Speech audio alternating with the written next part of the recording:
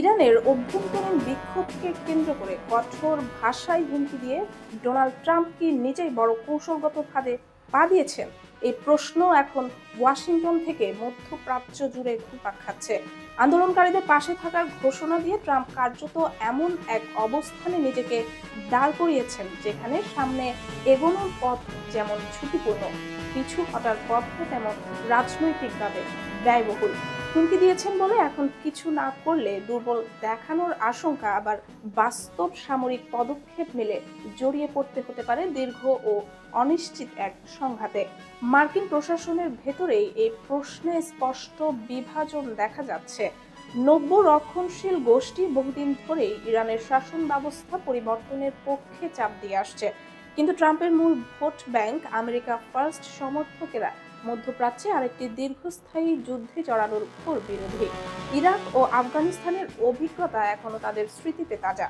ফলে ট্রাম্প যদি সামরিক অভিযানের পথে যান, তবে তিনি নিজের সমর্থকদের বড় অংশকেই বিরূপ করে তোলার ঝুঁকি নেবেন।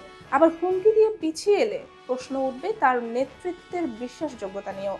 এর উপর ইরান এমন কোনো রাষ্ট্র নয় যেখানে কেবল শীর্ষ নেতৃত্বকে লক্ষ্য করলে পুরো ব্যবস্থা ভেঙে পড়বে।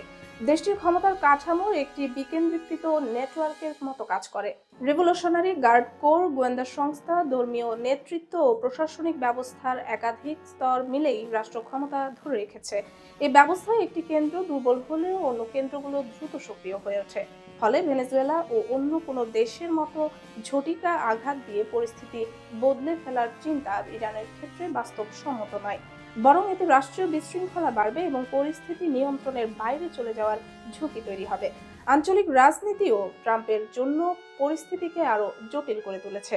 ইসরায়েল প্রকাশ্যেই তেহরানের বিরুদ্ধে সরাসরি মার্কিন হস্তক্ষেপ চাইলেও সৌদি আরব, কাতার ও ওমানের মতো গুরুত্বপূর্ণ উপসাগরীয় দেশগুলো এখন উত্তেজনা কমানোর পক্ষে।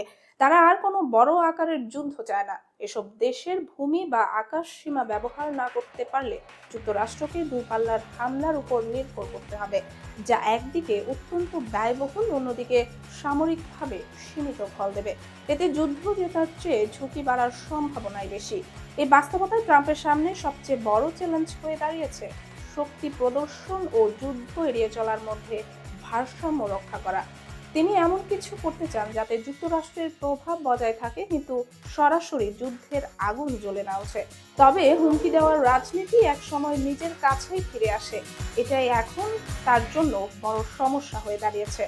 মার্কিন নীতি নির্ধারকদের গভীর লক্ষ্য সম্ভবত ইরানে আদর্শিক গণতন্ত্র প্রতিষ্ঠা নয়, বরং তারা চায় ইরানকে এমন এক অর্থনৈতিক কাঠামোর ভেতরে আনতে যেখানে দেশটি চীনের উপর নির্ভরতা কমিয়ে ধীরে ধীরে পশ্চিমা বাজার ও যুক্তরাষ্ট্রের সঙ্গে যুক্ত হবে। কিন্তু ইতিহাস বলছে, বোমা বা ক্ষেপণাস্ত্র ছুড়ে কোনো দেশের রাজনৈতিক আচরণ বা নিরাপত্তা মানসিকতা বদলানো যায় না। লিবিয়ার অভিজ্ঞতা তার বড় উদাহরণ।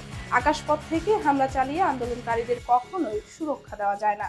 উল্টো বাইরের বড় আঘাত ইরানের ভেতরের বিভাজন কমিয়ে জনগণকে আবার রাষ্ট্রের পতাকা তলে একত্রিত করতে পারে। এতে সবচেয়ে লাভবান হবে রেভলিউশনারি গার্ড কোর, যারা তখন আরো কঠোর দমন পীড়নের বৈধতা পাবে। সব মিলিয়ে ইরানকে হুমকি দিয়ে ট্রাম্প এমন এক পরিস্থিতি তৈরি করেছেন যেখানে প্রতিটি পথই ঝুঁকিপূর্ণ, আর সেই ঝুঁকির ভার এখন তার কাঁধেই। কয়েক বছর আগেও মধ্যপ্রাচ্যের রাজনৈতিক মানচিত্রে ইরান ছিল বহু আরব রাষ্ট্রের প্রধান শত্রু।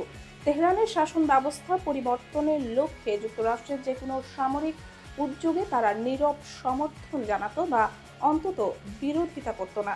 কিন্তু সময়ের সঙ্গে সঙ্গে সেই অবস্থান নাটকীয়ভাবে বদলে গেছে। বর্তমান ভূ রাজনৈতিক বাস্তবতায় আরব দেশগুলো বুঝতে শুরু করেছে, ইরানকে দুর্বল বা ধ্বংস করা হলে তার ফল সবচেয়ে বেশি ভোগ করতে হবে তাদেরই। ফলে আজ বিপদেই যেন আরবদের শেখাচ্ছে ইরানকে রক্ষা করা ছাড়া বাস্তবে আর কোনো টেকসই উপায় নেই। মধ্যপ্রাচ্যের বর্তমান অস্থিতিশীল পরিস্থিতিতে সৌদি আরব সহ উপসাগরীয় দেশগুলো এখন তেহরানের উপর মার্কিন বা ইসরায়েলি হামলার ঘোর বিরোধিতা করছে। আরব নেতাদের দৃষ্টিতে আজকের দিনে অঞ্চলের সবচেয়ে বড় হুমকি ইরান নয়, বরং ইসরায়েলের ক্রমবর্ধমান আগ্রাসী নীতি ও তথাকথিত গ্রেটার ইসরায়েল বাস্তবায়নের আকাঙ্ক্ষাই তাদের জন্য অস্তিত্বের সংকট তৈরি করেছে। এই উপলব্ধি হঠাৎ করে আসেনি, বরং দীর্ঘ সময় ধরে চলা যুদ্ধ ও ধ্বংসের অভিজ্ঞতা থেকেই আরব শাসক গোষ্ঠীর চোখ খুলেছে।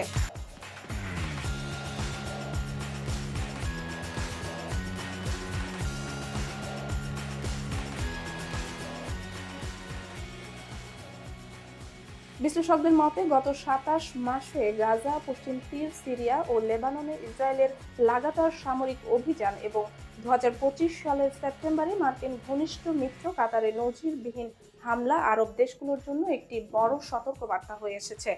আন্তর্জাতিক আইন ও কূটনৈতিক নিয়মের তোয়াক্কা না করে যেভাবে একের পর এক প্রতিবেশী রাষ্ট্রের সার্বভৌমত্ব লঙ্ঘন করা হচ্ছে, তাতে আরব নেতারা উপলব্ধি করেছেন আজ যদি ইরান লক্ষ্যবস্তু হয়, আগামীকাল সেই আগ্রাসনের শিকার তারাও হতে পারেন।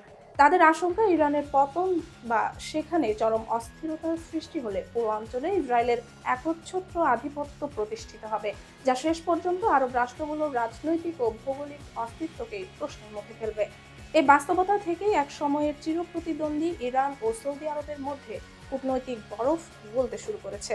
২০২৩ সালে সম্পর্ক পুনঃস্থাপনের পর ২০২৫ সালের কাতার সংকটে দেশ দুটি আরো ঘনিষ্ঠ হয়। একই সঙ্গে মিশর ও কাতারও এখন ইরানকে একটি স্থিতিশীল রাষ্ট্র হিসেবে দেখতে আগ্রহী, কারণ ইরানের শাসন ব্যবস্থা ভেঙে পড়লে লোহিত সাগর, সুয়েজ খাল ও হরমুজ প্রণালীর মতো বিশ্বের সবচেয়ে গুরুত্বপূর্ণ বাণিজ্যিক পথগুলো মারাত্মক ঝুঁকিতে পড়বে। এর প্রভাব শুধু মধ্যপ্রাচ্যে সীমাবদ্ধ থাকবে না, বিশ্ব অর্থনীতিতেও বড় ধরনের ধস নামতে পারে।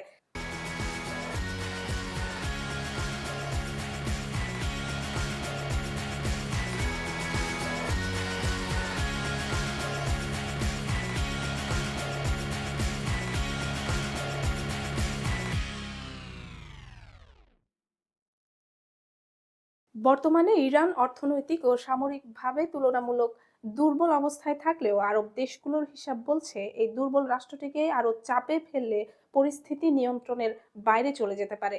সংযুক্ত আরব আমিরাত ব্যতীত প্রায় সব আরব রাষ্ট্রই এখন মনে করছে মধ্যপ্রাচ্যের মূল অস্থিরতার উৎস ইসরায়েলি উগ্রবাদ ও আঞ্চলিক আধিপত্য বিস্তারের প্রচেষ্টা। এই উপলব্ধি এক সময়ের বিভক্ত আরব বিশ্ব ও ইরানকে আজ একটি অভিন্ন শত্রুর মুখে দাঁড় করিয়েছে। ফলে যদি মার্কিন প্রেসিডেন্ট ডোনাল্ড ট্রাম্প শেষ পর্যন্ত ইরানের বিরুদ্ধে বড় ধরনের সামরিক অভিযানের পথে হাঁটেন, তবে অতীতের মতো আরব বিশ্বের স্বতঃস্ফূর্ত সমর্থন পাওয়ার সম্ভাবনা ক্ষীণ। বরং বর্তমান বাস্তবতায় আরব রাষ্ট্রগুলো ক্রমে বুঝতে পারছে ইরানকে ধ্বংস করা নয়, বরং তাকে টিকিয়ে রাখাই তাদের নিজেদের নিরাপত্তা ও অস্তিত্ব রক্ষার জন্য সবচেয়ে বাস্তবসম্মত কৌশল।